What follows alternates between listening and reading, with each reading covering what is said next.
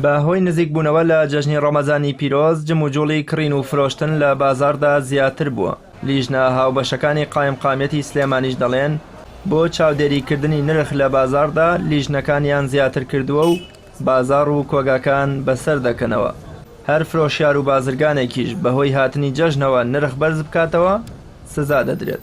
بۆ ئێمە ڕۆژەکانی جەژن و پشوەکان ڕۆژێکی ئاساییە، حکوومەت هەفتەیەک پشووی ڕاگەاندوو، بەڵام لە ئێمە لە سەرەتای هەفتەکەەوە داوامی ڕسمیەکەی نەتا کۆتایی ڕۆژانی جەژنی ڕەمەزان ئێمە کارەکانمان بەردەوامە بێ و هەر حاڵەتێکی جە سەرپێچێک ببینین کە هەر یاساشکێنێک ببینین وەک چۆن ڕۆژانی پێشووتر مامەڵی لەگەڵ کراوە بە هەمان شێوە مامەڵی لەگەڵەکرێ و ئەوەشی کارەکانمان لە ماژی ڕەمەزاندا ئەو نەتیجەی کە ئێستا هەیە نەتیجێ و کارانە بۆ کە ئێمە کردومانە بە هاوکاری تیمەکانی یاسایی شیابووری و بەڕوایەتی چاودێری بازرگانی و سەرجەم ئەو لایەنانەی تریشکە هەیە.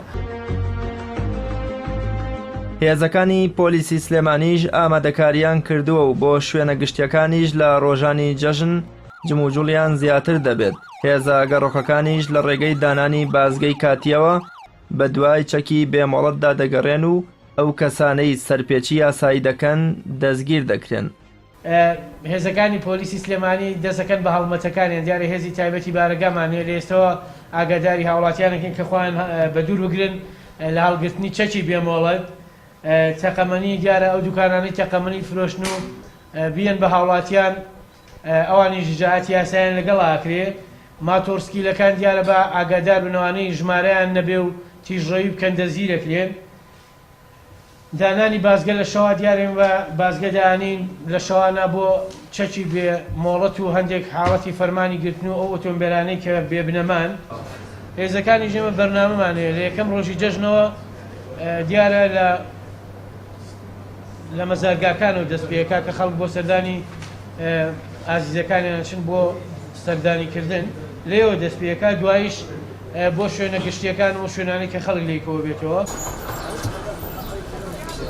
بە درێژایی مانگی ڕەمەزان لیژنە هاوبەشەکانی قایمقامەتی سلێمانی دەڵێن چاودێری بازاڕیان کردووە و بۆ جەژنی ڕەمەزانیش لیژنەکانیان چەند هێندە کردووە تا لە ئەگەری هەر گۆڕانکاریەک لە نرخی کاڵاوشتومەک سەرپێچی کار سزا بدرێت. هەروەها پۆلیسی سلێمانی دەست دەکا بە کۆکردنەوەی چەکی بێمۆڵەت و دەستیش دەگیرێت بەسەر ئەو ماتۆرسکیلانەی بێمۆڵەت دەسوڕێنەوە و خەڵکی بێزار دەکەن لە ڕۆژانی جەژندا.